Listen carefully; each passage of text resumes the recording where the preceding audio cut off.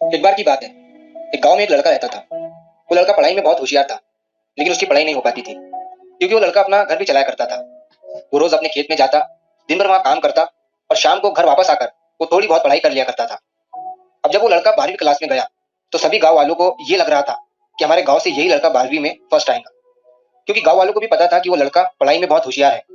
तो 12वीं का एग्जाम आया, लड़के ने एग्जाम दिया और जब 12वीं का रिजल्ट आया तो वो लड़का किसी कारण से एक सब्जेक्ट में फेल हो गया। जब गांव वालों को ये बात पता चली तो सारे गांव वाले उस लड़के को ताने देने लगे और उसका मजाक उड़ाने लगे।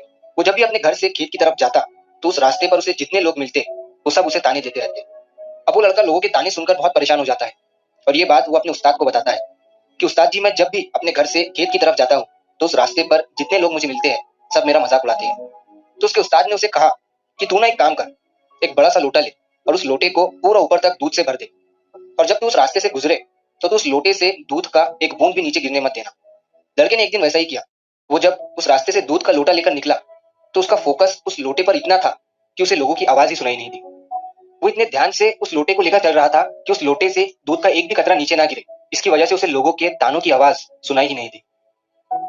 तो इस कहानी से हमें ये सीख मिलती है कि अपने काम में इतना ढल जाओ, इतना फोकस अपने काम पर लगा दो कि बाकी की चीजों का आप पर कोई असर ही ना हो, लोगों की आवाजें, लोगों के ताने आपको सुनाई ही ना दे। जैसे कैमरा होता है जो सिर्फ अपने सब्जेक्ट पर फोकस करता है, बाकी सारी चीजों को वो ब्लर कर देता है। तो बस आपको भी उसी तरह अपने काम पर, अपने टारगेट पर फोकस करना है, बाकी चीजें तो अपने आप ही ब्लर हो जाएंगी। तो अगर आप इस कहानी को और भी लोगों तक पहुंचाना चाहते हो तो इस वीडियो को लाइक करिए ताकि यूट्यूब इस वीडियो को और भी लोगों तक पहुंचाए। और अगर कहानी अच्छी लगी हो तो हमारे चैनल को सब्सक्राइब जरूर करिए। मिलता हूं मैं अगली बार इसी तरह की कहानी के साथ। तो सब्र करो, शुक्र करो और जिंदगी में आगे बढ़ो।